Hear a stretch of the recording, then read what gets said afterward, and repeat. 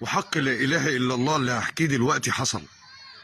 شوف، انا عندي 53 سنة من الطفولة وانا صاحبت صاحب اديته حياتي كلها، كل اللي هو عايزه، اي حاجة كان بيحتاجها كنت بوفرها له.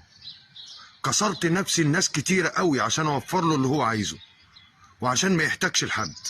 حرمت نفسي وحرمت اولادي من حاجات كتيرة قوي، واجلت طلباتي وطلبات ولادي كتير عشان اكفيه، وعشان ما يتحوجش لاي حد ولا يحتاج لحد، وعشان في يوم من الايام يبقى ظهر وسند ليا. لان الدنيا دوارة، الصاحب الوفي احسن من 100 اخ. انا عملت حسابي في كده، وفعلا اما احتجت له بعد كل ده ورحت له قلت له يا فلان انا عايز كذا، قال لي اسمع يا حمدي، انا مش عبيط وغبي واهبل زيك.